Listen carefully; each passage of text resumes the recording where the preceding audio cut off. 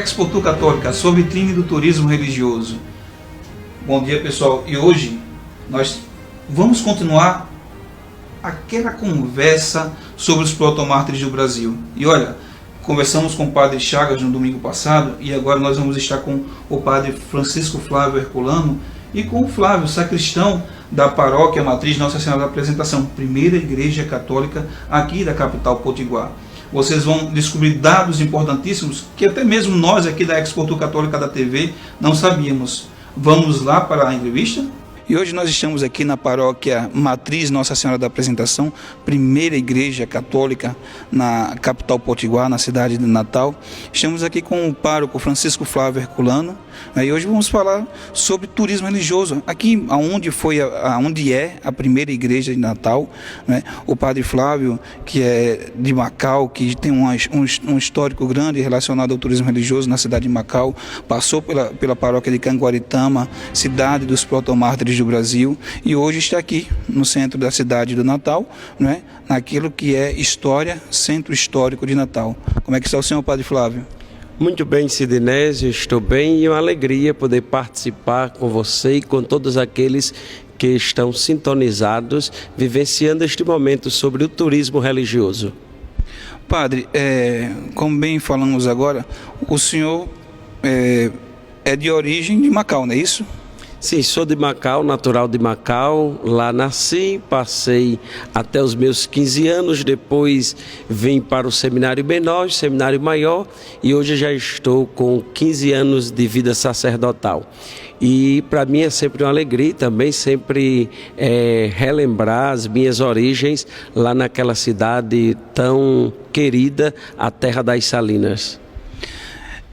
Macau, ela tem um dado histórico que pouca gente conhece. Recentemente eu estive ali no Polo Costa Branca, bem o senhor falou, Terra das Salinas, né?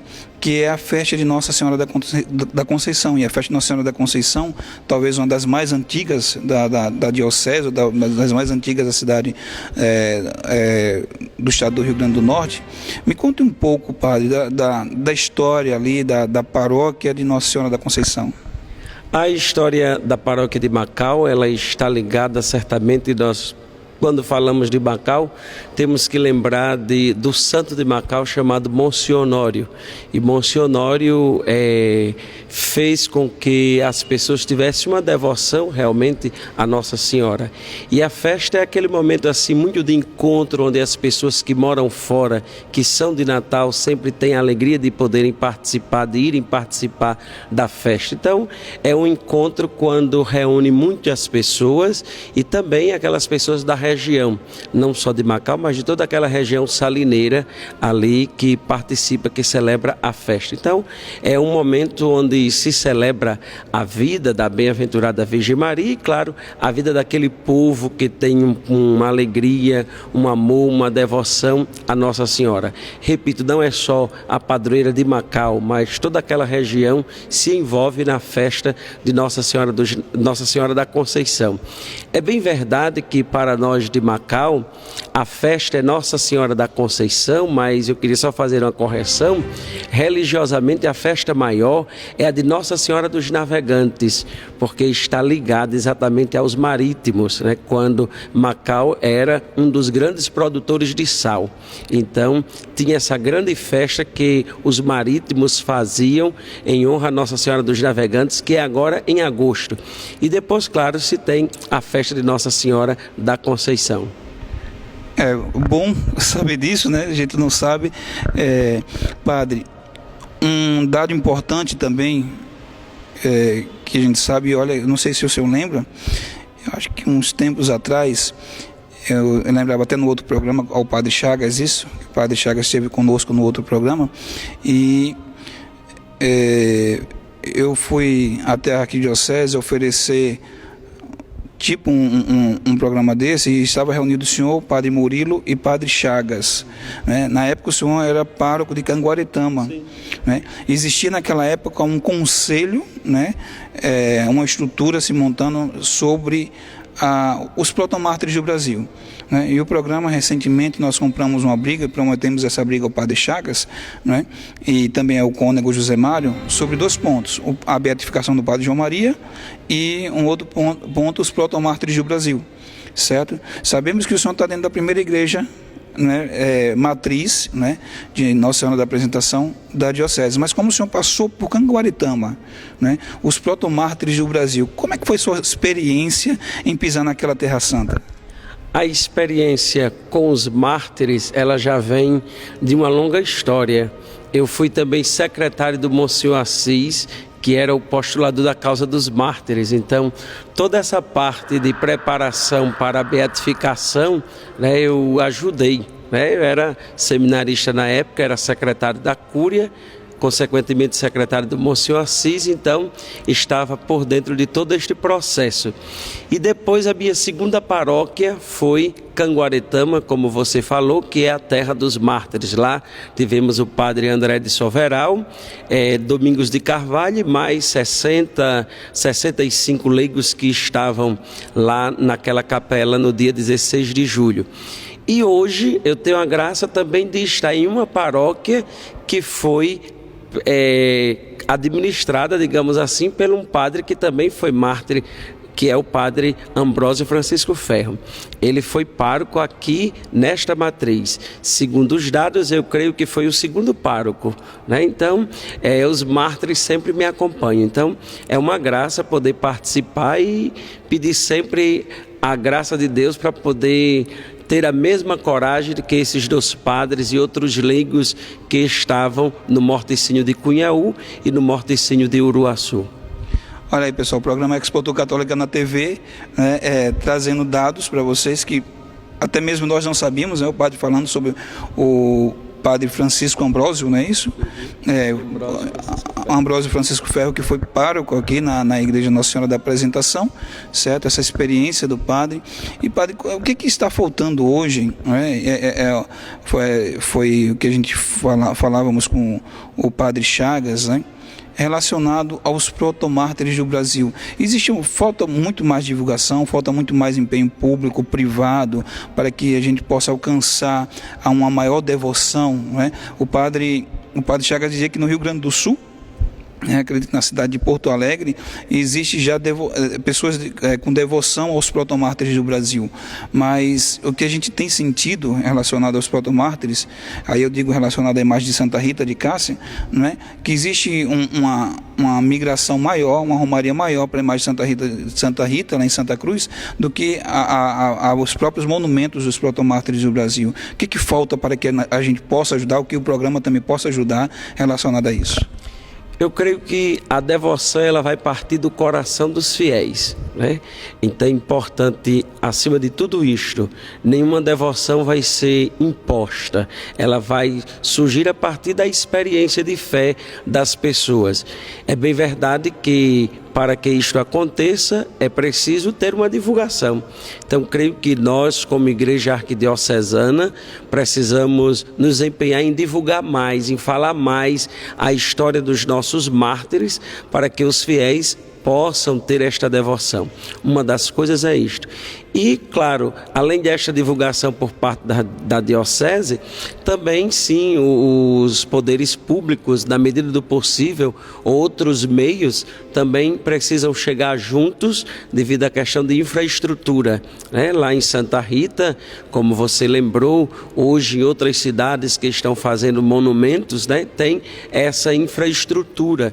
Então, falta isso daí, essa infraestrutura que possa acolher melhor os nossos fiéis. Mas creio que, acima de tudo, é a divulgação, é a informação, mostrar quem foram os protomártires do Brasil, a sua coragem, a sua bravura, o seu desejo de realmente viver o amor a Jesus Cristo. É uma história belíssima, como todos já conhecem, ou alguns já conhecem, lá em Cunhaú, aquele momento da missa, depois aqui em Natal, quando saíram do Forte dos Reis Magos, passando aqui pela igreja, indo até Uruaçu e tendo aquele momento tão trágico, né? Aquela expressão bonita de Mateus Moreira, uma expressão de fé a Jesus na Eucaristia. Então falta exatamente esta divulgação, né, para que não só da Igreja Diocesana, mas também da Igreja do Brasil todo, mas já existe até, digamos assim, passos pela CNBB,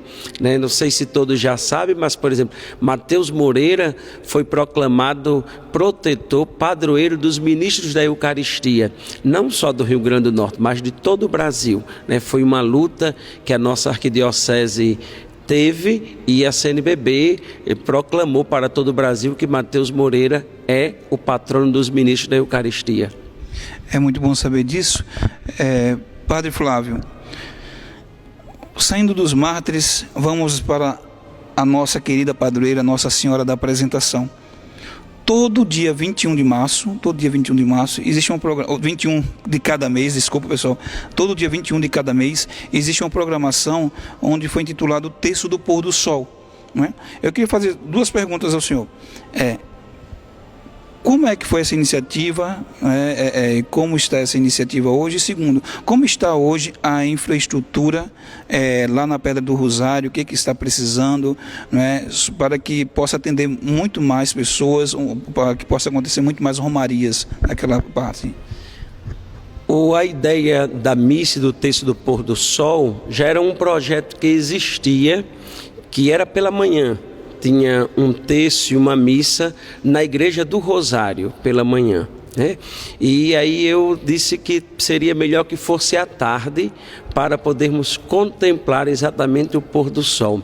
Ali no Rio Potengi, nós somos privilegiados, né, em poder ver o pôr do sol ali no entardecer da noite. Então fizemos esta ideia, os paroquianos aceitaram e já vamos celebrar o 3º ano. No mês de setembro, dia 21, nós celebramos 3 anos da missa e do terço do pôr do sol. Com relação à infraestrutura, ela é muito mínima. É mínima, quase, podemos até dizer quase não temos infraestrutura nenhuma, né? Lá está a imagem, mas, por exemplo, lamentamos muito que as pessoas não zelam. Não é tanto culpa do poder público, mas acima de tudo das pessoas, às vezes, que moram por ali ou passam, não podemos julgar, mas existe uma falta de informação, um zelo pelas coisas públicas, né? Então, várias vezes se manda limpar o ambiente para a própria missa, se faz uma limpeza pela manhã e logo mais tarde já encontramos as coisas de forma diferente. Então, primeiro se precisa essa consciência de que cada pessoa tem que zelar por aquilo que é público, que é dele, que é nosso. Então precisa isso. E assim nós vamos criando uma estrutura melhor. Há projetos para aquele espaço ali, para exatamente fomentar a devoção à Nossa Senhora da Apresentação, que é padroeira da Arquidiocese, fomentando esta devoção, criando também este desejo do turismo religioso, que é algo que está muito presente na vida do nosso Estado, na vida do nosso Brasil. Hoje, quem trabalha com turismo acrescentou esta marca, assim podemos dizer, não sei qual é a expressão certa, o religioso. Quando se falava só de turismo, era turismo. Hoje se acrescenta o turismo religioso. É algo que está crescendo cada vez mais no Brasil, não só no Brasil, como no mundo todo.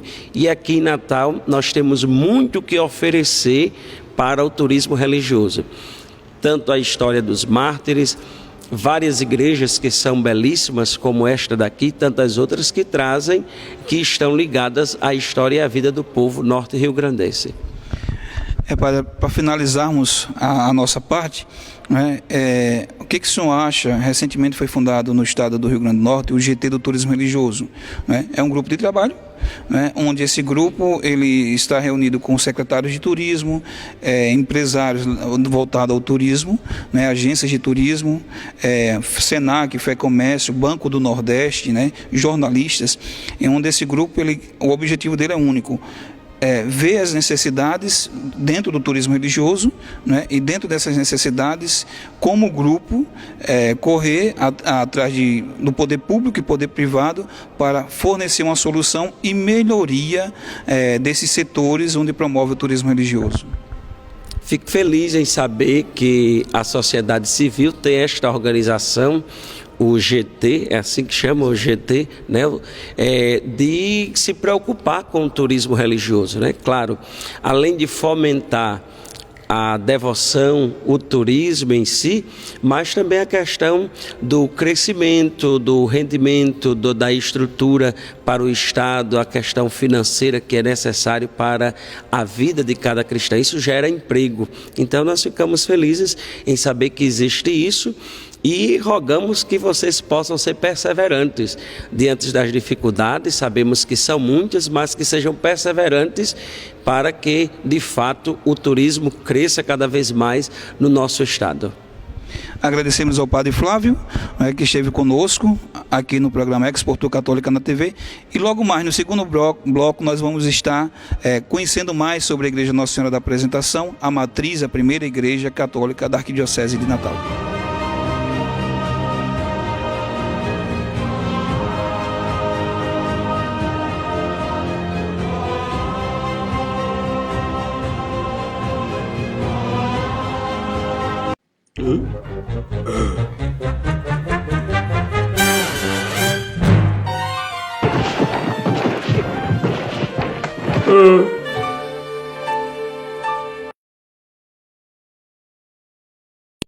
Seja em Natal ou em Pipa, aqui você encontra belas praias, passeios incríveis e muito sol, além de uma excelente gastronomia. O paraíso é aqui. Venha passar momentos de intenso lazer. Entre em contato com a natureza. Seja para descansar ou se divertir, hospede-se conosco. Paradise Hotéis, Natal e Pipa, 4 opções para você. Sou um velho sanfoneiro lá do pé da serra. Só tenho uma velha sanfona, é o que restou pra mim. Minha casa já virou tapera e já não presta mais. Fico esperando e a chuva não cai, a chuva não cai, a chuva não cai. Meu Deus, porque o meu sertão é tão castigado? Morre o algodão e já não tem mais gado. Morre as crianças de fome também. Meu Deus, se eu não sei rezar, lhe peço meu perdão. Só queria que chovesse aqui no meu sertão, pra que o homem possa cultivar. É assim que acaba a tristeza aqui da minha terra. Nasce o algodão e o gado berra, e a minha sanfona volta a tocar. É assim que acaba a tristeza aqui da minha terra. Nasce o algodão e o gado berra, e a minha sanfona volta a tocar.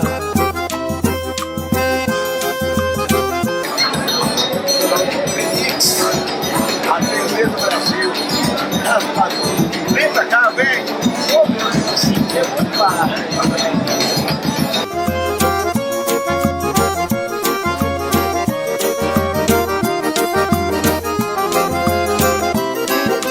Sou um velho sanfoneiro lá do pé da serra.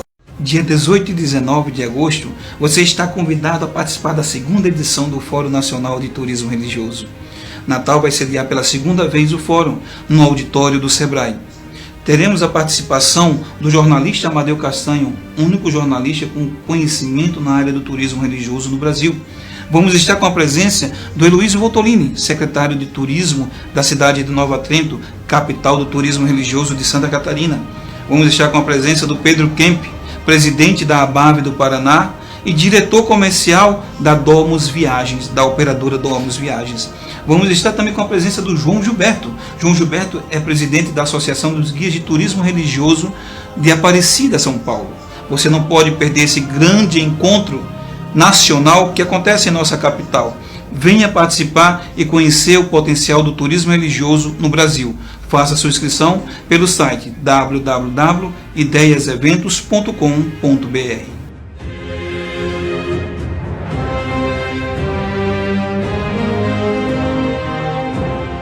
O João tá pensando em transmitir aquele evento, mas ele não percebeu que nós temos aqui a tvgrandnatal.com. Entre em contato abaixo. O João agora já sabe que temos a TV Grande Natal.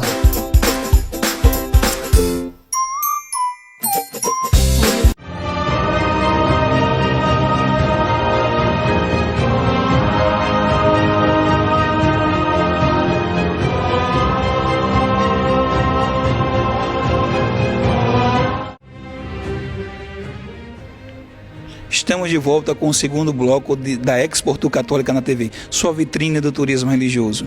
E olha que nós estamos agora nesse segundo bloco com o Flávio, que é sacristão aqui da Igreja Nossa Senhora da Apresentação, né? Flávio, que é xará do padre Flávio Herculano, que agora há pouco esteve conosco, certo? Então nós vamos falar agora sobre a história da matriz Nossa Senhora da Apresentação. Vamos falar sobre esse símbolo dessa igreja para a Arquidiocese de Natal, né? Bem que na época, quando foi fundada, não existia diocese, né? Nós ainda, se não me falha a memória, e Flávio depois me corrige isso aí, nós éramos ainda província de Pernambuco, né? Então, vamos falar um pouco dessa história agora para você, caro telespectador, conhecer mais sobre a cidade de Natal, conhecer mais da sua origem religiosa, sua origem católica, que começou por aqui, onde nós estamos pisando, Igreja Nossa Senhora da Apresentação, bem conhecida hoje como Matriz Nossa Senhora da Apresentação. Como é que tá, Flávio? Tudo bem? Tudo bem. Flávio, nos fale um pouco, né? Não me fale, mas nos fale um pouco aos telespectadores que estão assistindo, né? Que o programa vai não só, como via internet, ele vai para todo o mundo, né? Acabamos todo mundo nos ouvindo, né? Mas cidades como Rio de Janeiro, Santa Catarina, né? Várias pessoas estão nos ouvindo agora. Me fale um pouco da história, da origem da paróquia Matriz Nossa Senhora da Apresentação. A Igreja Matriz de Nossa Senhora da Apresentação, antiga catedral, Catedral Velha, simplesmente Igreja do Centro, como assim é denominada, se trata da igreja mais antiga do nosso estado do Rio Grande do Norte. A igreja, ela foi construída no ano de 1599, foi quando se deu a construção da igreja. Quando uma cidade ia se formando, ia se consolidando, então era natural que se construísse uma capela para que logo em seguida fosse se formando o povoado. Natal não foi diferente, se construiu a Fortaleza dos Reis Magos e aqui nesse local, ou mais precisamente em volta do altar-mor, foi onde se deu início à construção da capelinha primitiva, que naquele então era uma capela de barro socado, como assim nos registros nos é dito. Essa igreja, com o passar do tempo, vai ficando pequena e ela vai aumentando de acordo com a população da cidade do Natal. É curioso a gente destacar que na década de 90, quando a igreja a igreja passou pelo minucioso processo de restauração, foi encontrado as demarcações desses acréscimos que a igreja sofreu ao longo desses 4 séculos de história já. Mas a igreja ela teve uma coisa muito curiosa, que foi a invasão holandesa. Os holandeses, a Holanda, que foi um país que estava adepta ao calvinismo, que estava se prolongando, eles querendo que se perpetuassem esse movimento, então chegou aqui no Brasil, chegou mais precisamente também aqui no Rio Grande do Norte e Natal. Então aqui eles invadiram a igreja, a destruíram e a transformaram ela num templo calvinista. Então a nossa igreja matriz também, pelo um curto período, mas aconteceu, ela deixou de ser um templo religioso continuou sendo um templo religioso, mas não católico, e sim calvinista. Só interrompendo você, Flávio, esse período da invasão holandesa, dos calvinistas, existe alguma coincidência entre o mesmo período que os holandeses atacaram Cunhaú e Uruaçu relacionado aos protomártires? Sim, tem essa relação, né? Que inclusive o próprio padre daqui, que era na época o segundo vigário, o padre Francisco Ambrósio Ferro, também foi uma das vítimas do martírio, né? Do período que eles passaram aqui, porque eles ficou como uma guerra, né? Eles não queriam que o catolicismo,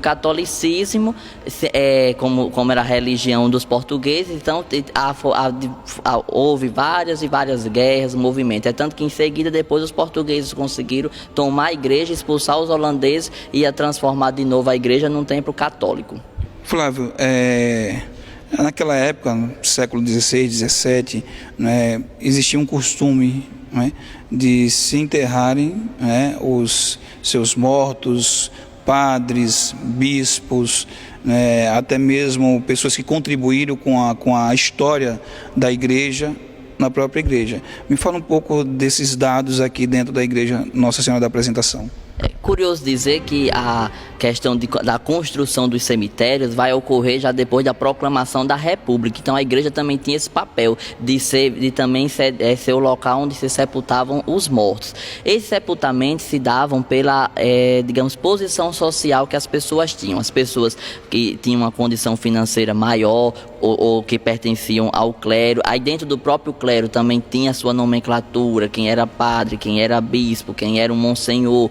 E assim, essas pessoas mais nobres eram sepultadas próximo ao altar. O altar-mor, que é o altar principal, onde ali a gente se considera que naquele momento o Jesus Cristo tem toda a na hora da celebração da Santa Missa, o Cordeiro é imolado, como assim a nossa fé nos diz. E as pessoas que tinham uma condição digamos, menos favorável, essas pessoas eram sepultadas ou mais próximo ao fim da igreja, ou então na calçada da igreja. Ou então, digamos, no começo da igreja para o altar. Então, aí uma vez em algumas pesquisas me perguntaram como é que eram esses sepultamentos, se a pessoa era sepultada mesmo no chão ou na parede da igreja. Então, em algumas pesquisas que fiz, a gente descobriu o seguinte: algumas pessoas realmente, onde tem as placas que indicam o nome delas, estão sepultadas naquele local. Entretanto, há algumas pessoas que não, eram sepultadas do lado de fora da igreja, naquele local, e depois eles traziam só uma placa indicando o nome da pessoa e onde a pessoa estava sepultada. Então, a ordem que se tinha desses sepultamentos era essa: as pessoas mais nobres próximo ao altar, pessoas mais pobres mais para o começo da igreja. E escravos ou pessoas de uma origem muito pobre eram geralmente sepultados lá próximo à igreja do Rosário, porque aqui no centro histórico da cidade, a gente pode observar que temos 3 igrejas que vão distribuindo assim a sociedade. A sociedade, as pessoas participavam de missas, de movimentos religiosos, de acordo com a sua posição. Esta igreja matriz era dita a igreja dos brancos, a igreja mais importante, a igreja que abrigava as venerandas irmandades, onde as pessoas da alta sociedade participavam. A igreja de Santo Antônio foi chamada por um tempo a igreja de Santo Antônio dos Militares, onde lá os militares iriam ter todas as suas funções, como casamentos, batizados de seus filhos eram realizados lá. E as pessoas mais pobres e os escravos, os negros, eram na então igreja de Nossa Senhora do Rosário dos Presos, como assim a gente conhece. Então vamos dizer que a igreja Nossa Senhora do Rosário dos Negros, o nome Negros é justamente porque era um local onde era celebrada, as celebrações eram voltadas só para, naquela época, os escravos, né, porque não poderiam. Você bem falou, mas me diga uma coisa: a Capela Rosário dos Negros está dentro dos limites da Matriz Nossa Senhora da Apresentação, né? Faz parte da paróquia. Se não me falha a memória, foi a segunda igreja, não é isso? A segunda igreja construída. É verdade que ela foi construída pelos próprios negros mesmo? Sim, sim. Era muito costume. Aqui em Natal nós temos as chamadas, né, veneráveis irmandades, que em várias capitais assim elas existem, né? E principalmente quando a gente fazendo uma pesquisa, sempre 2 irmandades vão se destacar mais na vida da igreja, que é a Irmandade do Santíssimo Sacramento e a Irmandade do Senhor Bom Jesus dos Passos. E essas irmandades elas tinham também funções na sociedade, como também a questão de fazer o sepultamento dos seus sócios, de ornamentação de igreja e tudo. E então a sociedade, você pode observar que ela era muito dividida: irmandades, pessoas pobres. Então lá no caso da igreja do Rosário, todo o culto que os negros precisavam também de ser batizados, precisavam também ter uma vida social e também religiosa dentro da igreja. E como eles não podiam cultuar a sua própria religião, uma vez que eles são afrodescendentes, né? Então eles são geralmente eles cultuam outro credo, então, mas naquele então não se podia cultuar outro credo, tinha que ser o catolicismo. Então, como eles tinha que ter um espaço, então eles mesmos construíram a igreja deles, dedicaram a Nossa Senhora do Rosário, e posteriormente ficou sendo chamada Nossa Senhora do Rosário dos Pretos. E ela está dentro do nosso limite paroquial, uma vez que aqui era a igreja, digamos, dos brancos ricos e lá dos negros pobres. Flávio, você falou da Irmandade Bom Jesus dos Passos, certo? Então, me tira uma dúvida, é bem aqui perto, não é isso? Bem aqui perto da paróquia. A Irmandade, pelo que eu notei lá, passando pela faixa etária dela, ela está com um pouco mais de 100 anos, é isso? Ela foi fundada no dia 25 de dezembro do ano de 1825. Então, ela já está se encaminhando para o seu bicentenário. É um dos organismos mais antigos da cidade do Natal. E ela teve uma grande participação na vida da cidade do Natal, porque nela participaram pessoas da alta sociedade natalense, pessoas influentes daquele então, e que deram grande contribuição até mesmo para a ordem, digamos, para a própria estrutura da igreja, porque em relatos, quando a Irmandade completou o seu primeiro centenário, no ano de 1925, então ela fez uma grande reforma aqui na igreja. Foi quando a igreja foi feita a capela do Bom Jesus dos Passos, neste altar que nós temos aqui lateral, pintura, compras de lanternas, algumas imagens foram adquiridas nesse período do centenário, que já está também se aproximando já, né, no ano de, se Deus quiser, de 2025, o seu bicentenário já. Para finalizar, Flávio,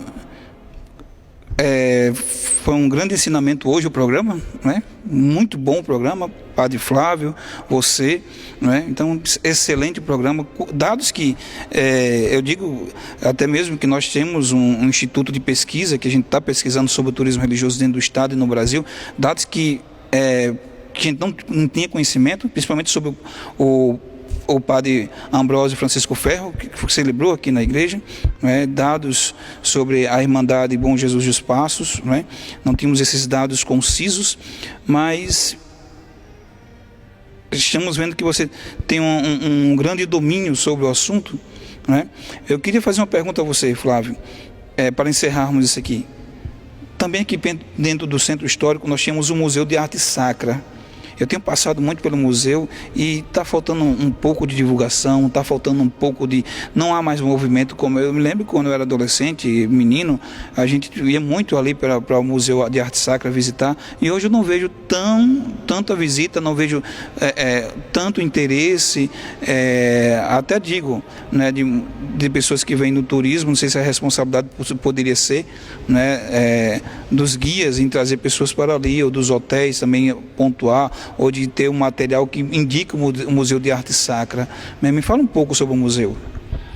Eu não tenho um dado preciso de qual foi o dia, a data precisa que foi fundado o museu, mas o museu ele é de suma importância. Por quê? Porque dentro do museu a gente vai encontrar vários e vários elementos que foram perpetuando e cruzando os rumos da história. Lá a gente vai encontrar oratórios, vamos encontrar vestes, paramentos antigos litúrgicos, indicando por cores, imagens, uma série de objetos que vão facilitar mesmo até o nosso entendimento para o nosso crescimento na nossa fé. Muitos de nós católicos, muitas vezes nós criticamos algumas coisas que a igreja tem, mas às vezes a gente não procura entender o porquê daquilo, porquê que tal celebração não pode fugir tanto do que a gente já considera às vezes errado. Então, o museu ele é de suma importância que as pessoas tenham conhecimento. Aí a gente, da parte do que se diz respeito à paróquia, a gente sempre, dentro das possibilidades, estamos divulgando. Quando algum turista chega aqui na igreja, eles perguntam se tem algum museu, também nós indicamos. Agora, realmente, do poder público, aí também teria que haver um maior investimento, não sei, para que possa ter uma maior divulgação, mas que realmente sem dúvida, é essencial o nosso Museu de Arte Sacra. Que pena, Flávio, o nosso programa é curto, né? Mas agradecemos muito a sua colaboração, agradecemos muito ao Padre Flávio pela colaboração dele no programa de hoje, né? E gostaria de terminar com suas considerações finais. Então, assim, eu fico muito feliz quando chega aqui alguém para visitar a igreja. A gente recebe durante o ano muitas e muitas escolas. Nós abrimos a igreja todos os dias, de segunda a sábado, de 9 da manhã a 1 da tarde. E também durante a tarde, nós abrimos ela na semana das 15 horas até as 19. Todos os dias temos a missa às 17h30. Então a Igreja Matriz é, sem dúvida, aqui a gente poderia até dizer que por essas paredes que nós estamos, começou realmente a fé. A fé católica começou aqui, a gente deve pensar agora, 4 séculos atrás, como não seria a cidade do Natal? Não teria esse trânsito que nós temos, não teríamos talvez essa praça. E por aqui começou as primeiras orações, os primeiros Pai Nossos, as primeiras Ave Marias. Aqui estão sepultadas pessoas que deram uma grande contribuição na vida não só da cidade, no estado. Aqui eu destaco a pessoa de André de Albuquerque Maranhão, que foi sepultada aqui nesta Igreja Matriz. Não se sabia nenhum local que André de Albuquerque Maranhão tinha sido sepultado. E nessa reforma, nessa restauração da década de 90, que foi feita pelo então pároco, o reverendo Monsenhor Aguinello, então se descobriu aqui, ao lado da Capela do Santíssimo, a caveira ainda acorrentada de André de Albuquerque Maranhão, que foi considerado um traidor da coroa portuguesa e que naquele então tinha que ter uma morte exemplar. Então mataram ele na Fortaleza dos Reis Magos e vieram arrastando o corpo dele até aqui a igreja. Aí no decorrer do caminho, a senhora por nome Ritinha Coelho foi quem disse: esse homem já faleceu, já está morto, então vamos tentar sepultar ele. Enrolaram o corpo dele, trouxeram aqui, falaram com o então padre da época. O padre, de uma forma bem discreta, sepultou, mas não se colocou uma placa de indicação. Era um homem que tinha sido considerado traidor da coroa, não poderia ter uma morte digna, não poderia ter um sepultamento honroso.